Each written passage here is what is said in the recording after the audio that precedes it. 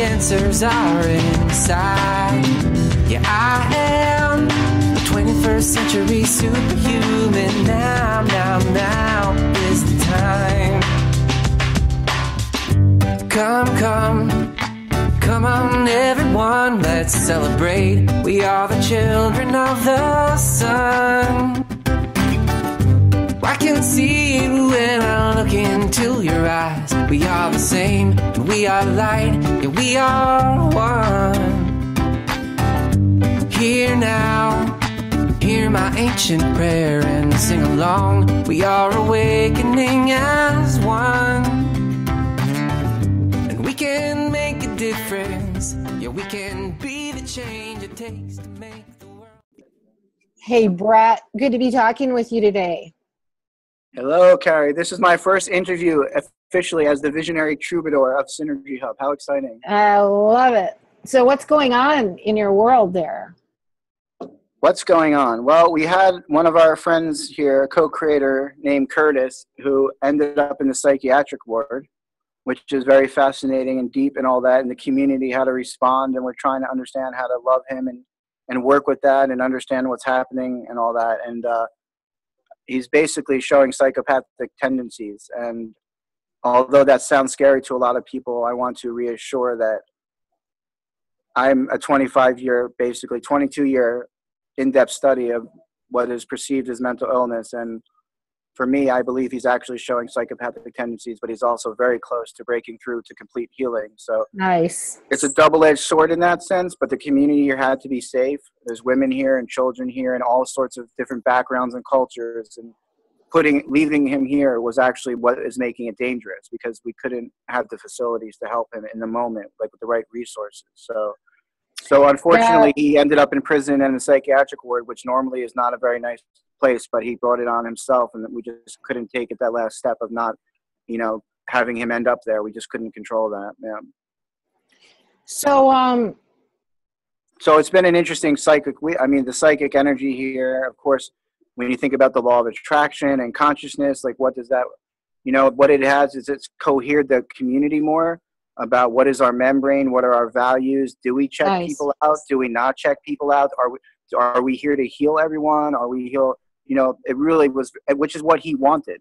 He was basically pointing out all the things that were wrong with this place, which was completely, they're not wrong, but they're all the places where we can improve or where we're having blind spots. Unfortunately, a narcissistic personality disorder means he thought he was the one to fix them and impose his will. And that's a trauma based out of his, past experiences and things like that. So, but it was a huge teacher. So now we're upgrading our process and being honest with ourselves and asking the questions that I guess maybe we need to ask and all that. Nice. So how many people do you have there right now? I don't know. There's about 20 to 30 people living on one floor. Wow. There's about 10 people living on the second floor who are part of a governmental program that this foundation helps out. They're trying to get back on their feet from losing jobs or things like that. And then the first floor has some people that work for the nonprofit here that we're part of, called the Meesteren Foundation. In Dutch, it means mastering. So that's the first floor. And then there's some people here that still, so this building is still owned by a company it was an elderly care facility.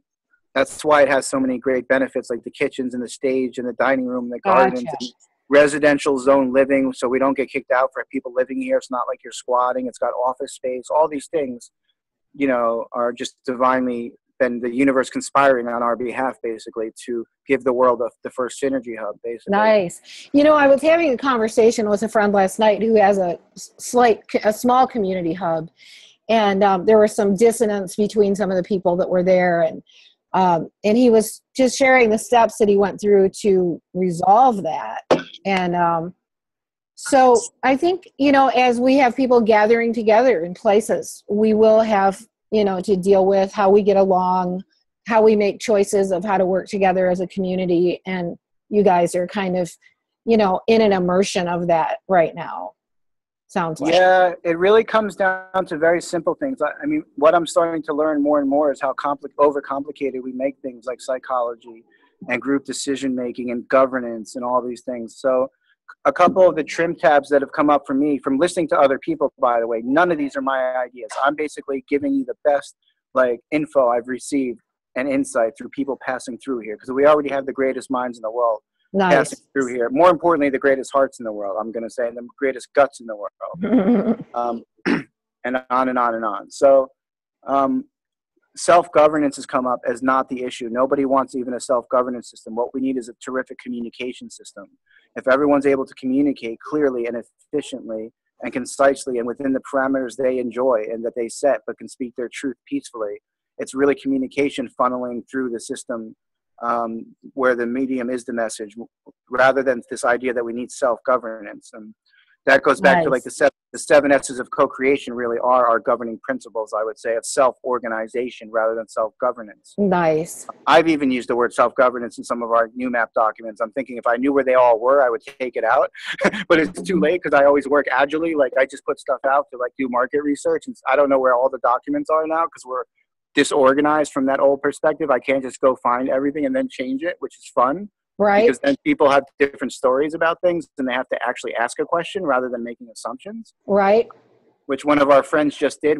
So out of this situation with Curtis, I've created the first game rules of this infinite meta game, which is the application of Noomap that I'm heading up. I love it. Yeah, so I'm heading up the infinite meta game.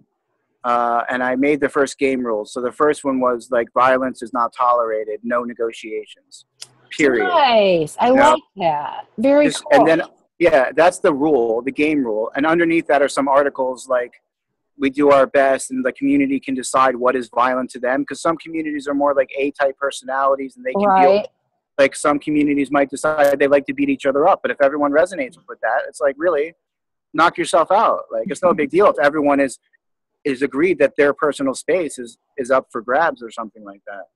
So there's a couple of like points underneath that, but really rule one is no violence tolerated, no negotiation. It doesn't mean if you get like ejected from the membrane, you can never come back. It's just like when you're asked to leave, because you came in under those conditions, you will leave. And if you don't want to leave peacefully, you will be escorted out. And if you try to fight, we're not pacifists here, but we're not violent. Like we'll respond with whatever way we need to protect our loved ones. And no one's talking about attracting that. It's just a plain fact. Like, it's all idealist until someone like attacks my wife or something. Let's be honest. Right. You know, like that's when you cross the line. And I don't care what like God says or the rules say or what other people believe. Like there's no violence within my 3-foot space of me. Nice. Like you can yell at me, you can call me anything you want. Just don't physically try to alter my life physically. You know, otherwise we'd have peace everywhere if everyone could do that. You know, and then there's verbal violence as well, which is I think that's why the community has to the community has to decide. Like for me, I'm verbally violent. Like I have anger issues and frustration issues because I've repressed so much my whole life because nobody believes that I know what I know or that I understand or that I have insight. And so it's all my issue, but I certainly have, I mean, I'm working on them a lot, but like that's what I mean. I've been seen as violent and a bully here. I mean, quite often it's the other people who are projecting their own issues. Because I'm very loud, I'm very intense, you know, I'm very masculine, if for lack of a better word, I'm very assertive, typical, really, like masculine energy. I'm all masculine in that sense, but I just have I'm balanced with the feminine too, but my outer exterior is completely like predictable alpha male, like, you know, because I grew up in that. So, so I would never say anyone else is violent without seeing what is in me as well. Right. I really love the words that you use, Bret. You come up with kind of different ways of describing things. And I think you guys are as a group than what, you know, like when you called it the membrane. And, you know, it's things that when I hear you say things like that, I go, oh, that makes sense. Well, let me tell you this. We had a woman pass through here from the UK who was a PhD in microbiology.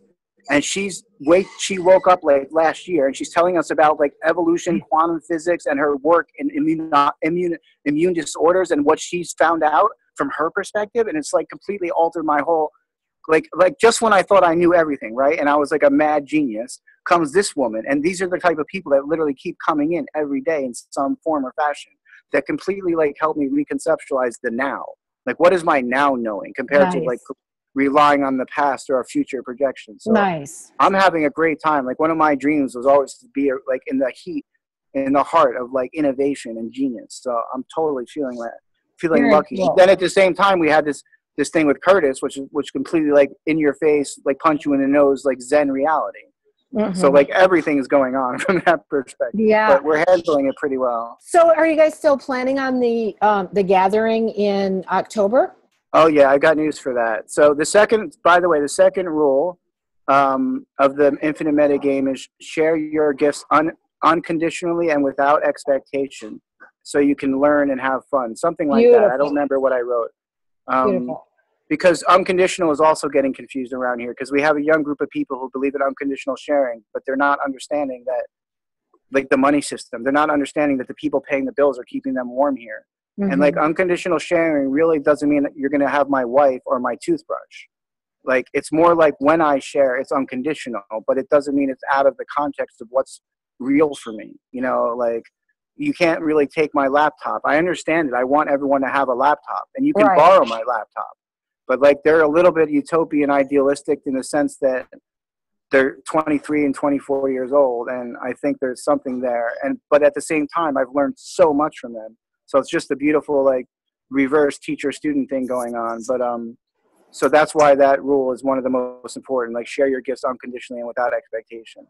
Nice. And the last rule is do what you love to do what you're good at, and what you want to learn, and nothing else, and little else.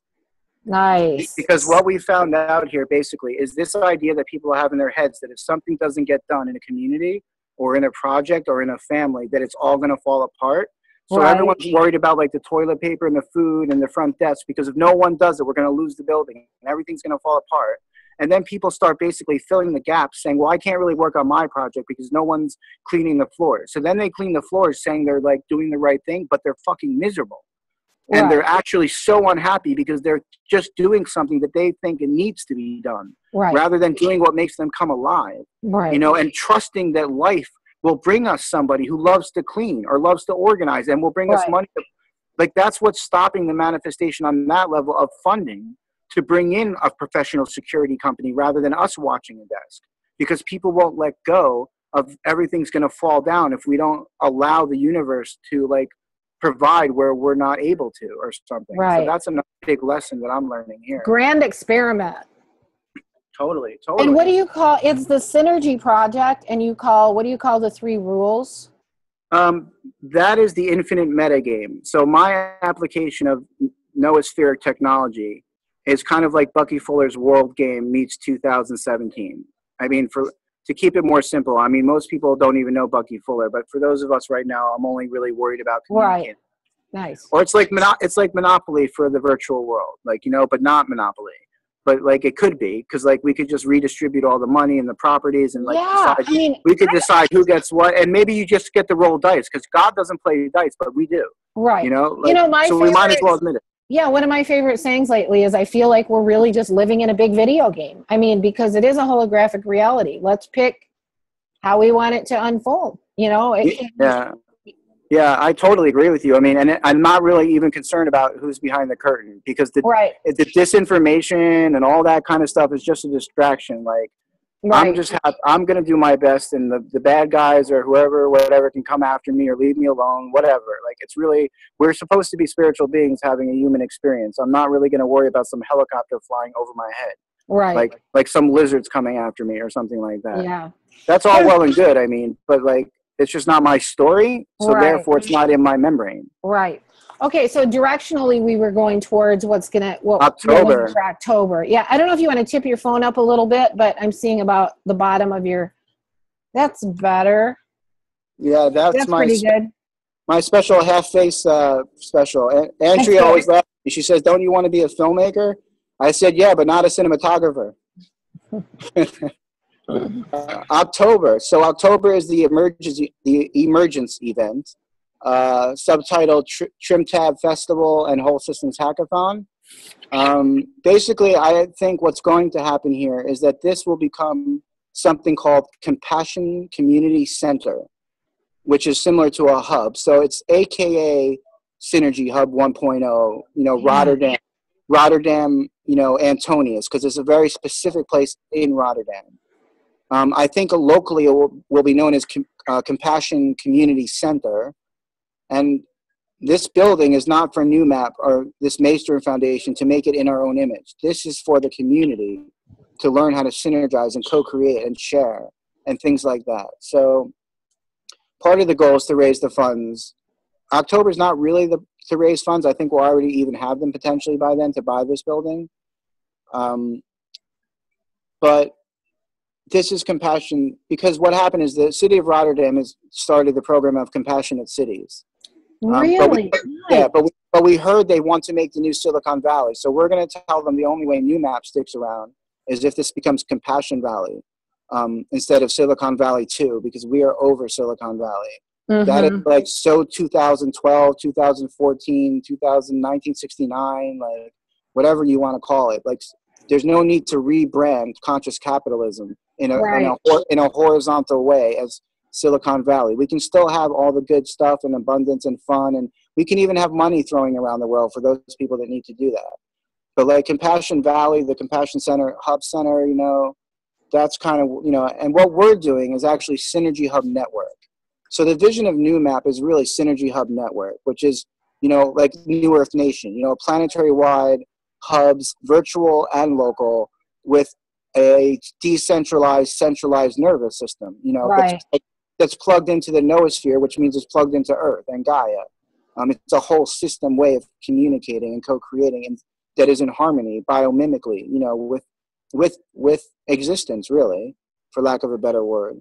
So Synergy Hub Network is our real mission and dream, and then Noomap is a tool for change. It's a tool for that. Social architectures, the 7 S's instead of self-governance and decision-making. Like everyone's way behind on decision-making and governance here, and trying to do liquid democracy. All that stuff is beautiful, and we're going to be part of that transition. But we're certainly holding space for what's beyond that. But we're ready to just about bridge it now, where it's not actually like not just an ideal or something. We've got a lot of interest from a lot of interesting people and a lot of great ideas. I think the funding's a no-brainer. It's going to come whenever the universe decides it wants to come, because we're already doing what we love to do without it. Awesome. You know, it's completely irrelevant in some senses, and maybe we'll never have it for that reason. I don't know. Who am I to know? I don't know what the universe wants. In that sense, like it's not under my control. So October, the first 2 days are scheduled. We're doing something called the Journey to Abundance. My friends who run Teal for Startups, which is a Facebook group of 1,300 people leading the Teal transformational evolution, really, like not just business, but for life in a way. They call it Teal for Startups, but I think it really means like for startups, like startup civilization, more than like startup companies. So one of the guys from there, this beautiful soul named Malik, I asked him, I thought he was going to want to do a Teal for Startup, but he wants to do this 2-day Journey to Abundance to open up the month, where he's writing a blog about 2050 and what the future looks like already when we're completely abundant. So we're going to do storytelling. What do people really want to see in the world, like for 2 days? I'm hoping the mayor will actually show up on the first day, which could be easily possible because we have some connections here and we're meeting some people during the next few weeks. So everything seems aligned from that perspective. And then we're going to do the Gene Keys for a week, like different types of workshops. Nice.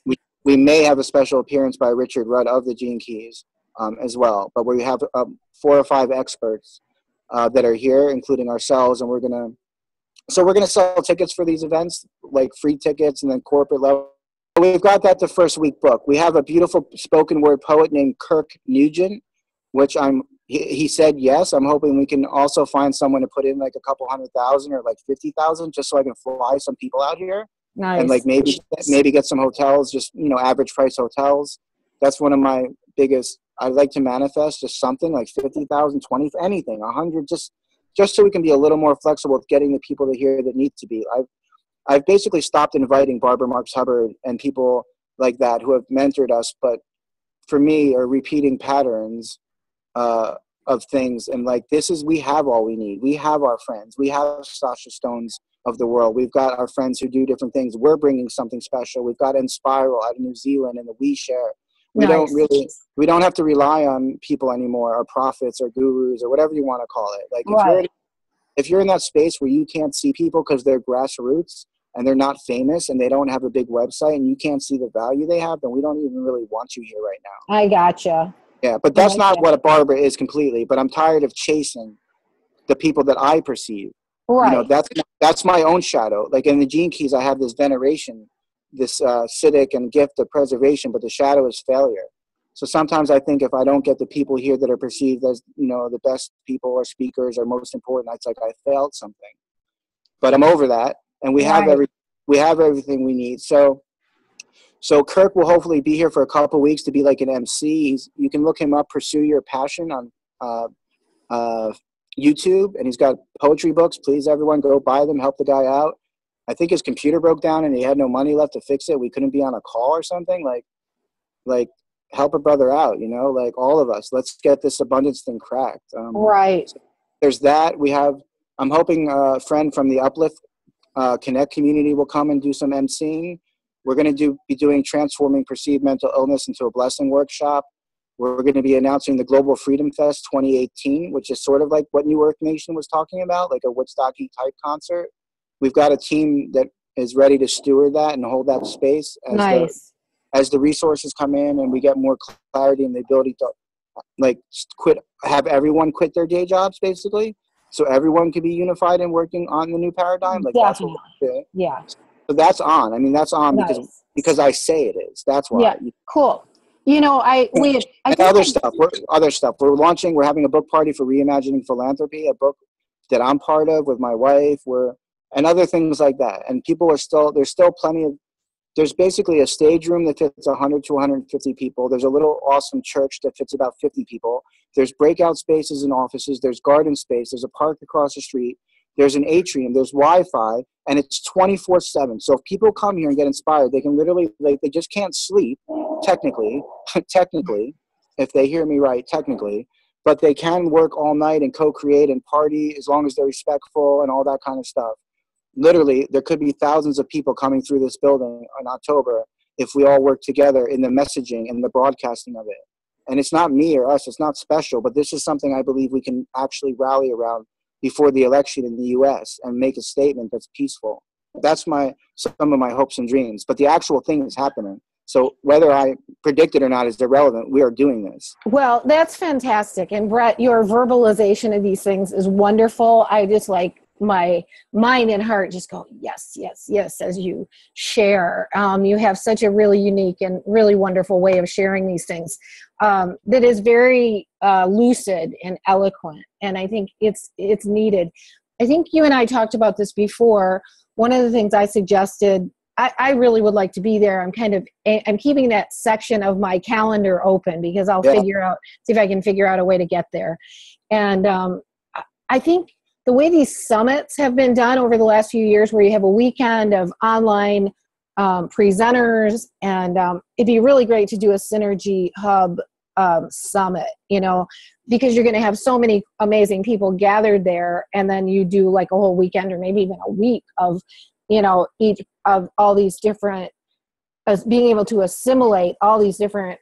Yeah. I'm seeing 3 weeks of that, and the last week is the whole systems hackathon. Nice.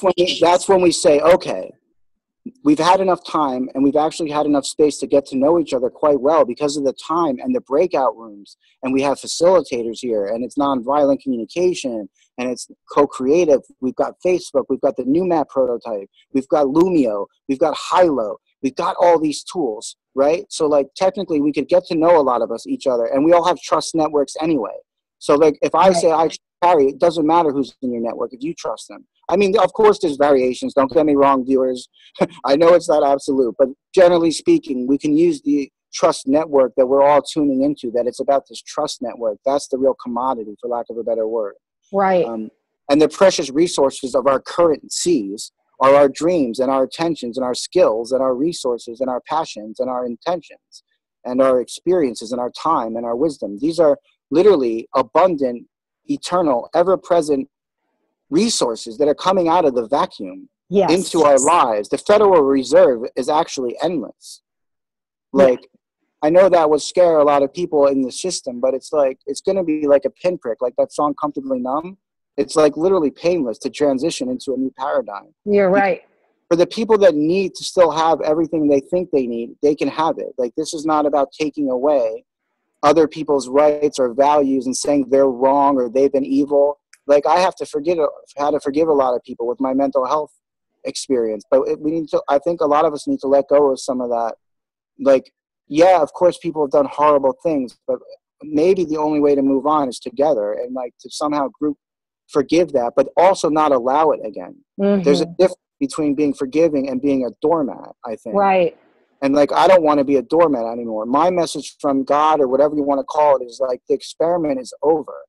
Like with, you know, like allowing everyone to have free will if it means they kill everyone and all the animals. Like, it was fun while it lasted, but we're going to shift now to something more like reasonable, for lack of a better word. I don't really mean it, but like, that's what I'm. Yeah, you're so right. And I've become so aware since I've made different choices on how to live my life, just as I go about the world, how many people are just going through these routine, kind of somewhat meaningless lives, doing these sort of slavery type job positions just so that they can pay for the rent and buy their food. And they don't really love what they're doing. There's a creative being standing there who wants to not be working at Subway, you know, making me a veggie patty sandwich, you know. They would like to be out doing whatever it is that they create. Maybe if it was a pizza restaurant, that would be a different story. I think there's some ways. I mean, I think some people will be happy doing those kind of things, but I think many people are living these routine lives that it hasn't even dawned on them what they could do and be as a creative being. And I'm walking about the world now with that always in the forefront of my mind, and I have conversations everywhere I go. And it's really exciting. I mean, I could just about start recording what people say when I talk to them, you know. It's amazing. There's one more thing I want to share in case you have anyone who watches this happens to be a master like fundraiser or philanthropist. We also have the chance, check this out, to go into Greece, right? Like the home of democracy in Plato. And one of our friends' family owns a youth hostel that has 70 beds, 26 rooms, Wi-Fi, air conditioning and everything, right? Only a half an hour from a major airport. And alls we need, get this, to have the place for a year, to have 70 co-creators at Synergy Hub 2.0 Greece is $100,000. Wow. And I would say maybe 200,000, so we can fly people out and buy some food, so we can all just concentrate on like bringing the resource-based economy to Greece. And if you could do that, would you pick that over your Rotterdam hub, or would you do? I'm working on the Synergy Hub network. That's what I realized. Every Synergy Hub really has to take on the culture it's part of and the environment and the people who live there. So you're saying there's different locations around the world. Really? They're everywhere around the world. This is my version of doing grid work. Like, I know a lot of people don't understand that. I've had resistance to people who say they go around the planet on the ley lines. And I think there's actually a lot of illusion and delusion with a lot of that type of work. But maybe not, because what I'm seeing it as, this is my way of doing grid work, like putting down acupressure. Right. You know, everybody's got their own way. Their only way of, everyone's got their own voodoo, right? Like the voodoo we do is you do what I do. I don't know. Like, you can't get past Chapel Perilous. Everyone's got their own belief systems and realities working together. And my dream is to travel. We're digital nomads, right? Yeah. You know, we're laptop philanthropists. Nice. Like, so I'm basically, I want to go to Vishen Lakhiani of Mind Valley and Richard Branson and say, can you give us $500,000 to start the laptop philanthropist movement, where we start these hubs everywhere, and we bring our technology and we catalyze, you know, spiritual philanthropy, you know, holographic economies. This is the work. Basically, if you take the work that Stephen Hawking did and Jacob Bekenstein of the holographic principle, Michael Talbot, that's kind of what we're applying to social synergy technologies, where we get to do experiments without actually risking lives of any kind. See, one of the things that has happened throughout history is we always experiment on rats and mice and cats, thinking we're going to learn about our brains that way. And then our friend Curtis, actually, the reason he's a psychopath right now is because he decided breaking some eggs to make an omelet was more important to being right. He decided it was more important for him to be right than to be good. And like, we are at the place in human evolution where we don't need to hurt people in order to find the best solutions. We have our imaginations. You know, Albert Einstein thought of an elevator and he knew that the equation would work. Mm-hmm. And I know you have people that say Einstein is New World Order and that. He's not. The fact is, he said he didn't complete it. He had great humility.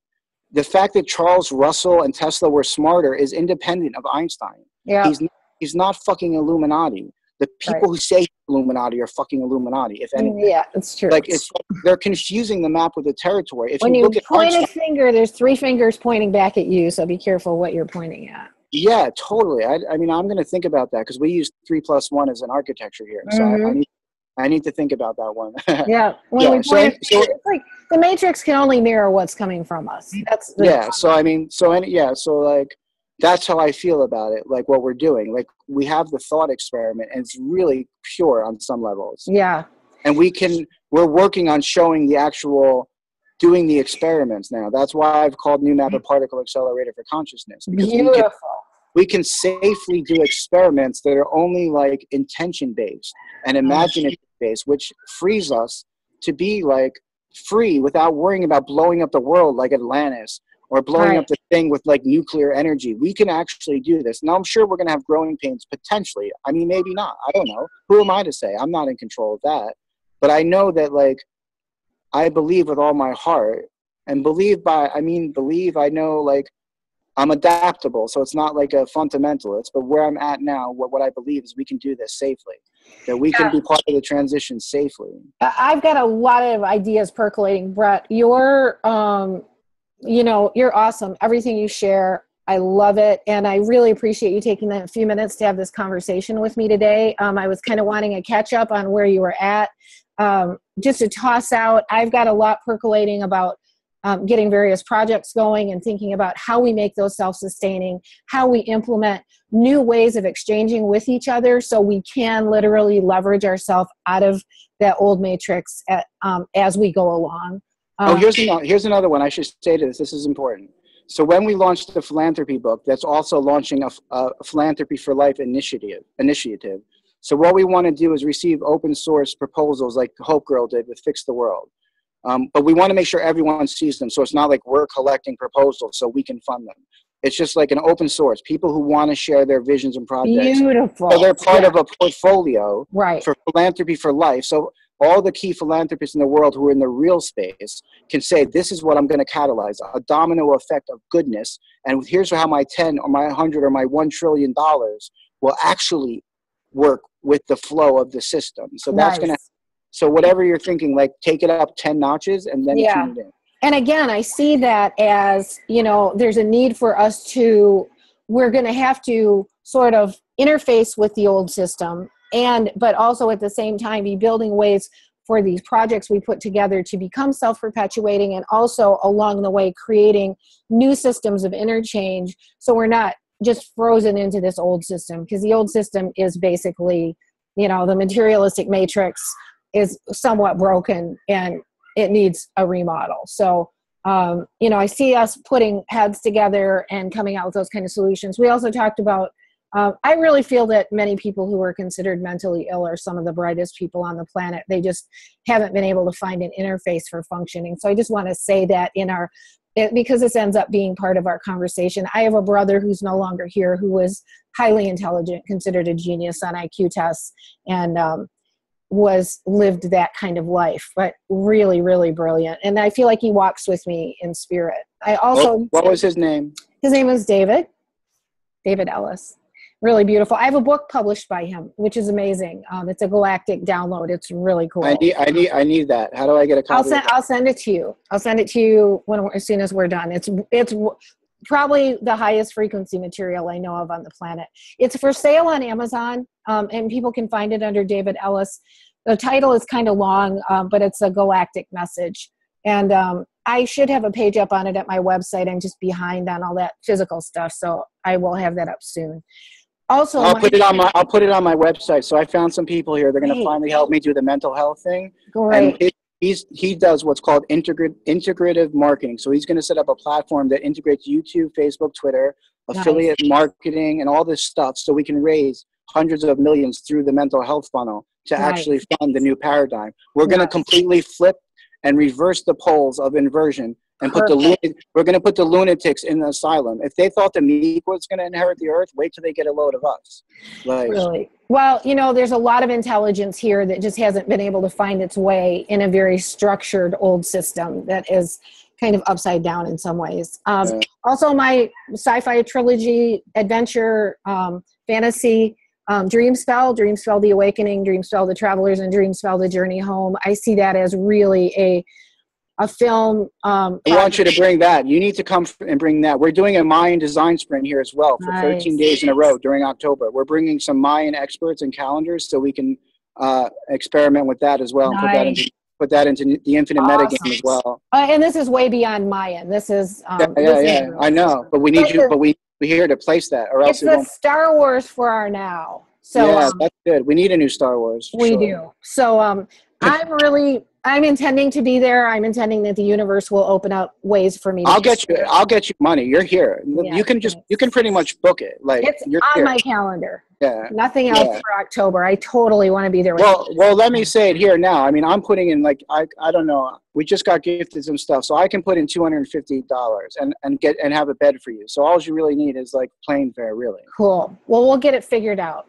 Right on. Awesome. So thank you so much for taking this time, Bret. You're super awesome, as is the whole team over there. And thank you for being such a great spokesperson.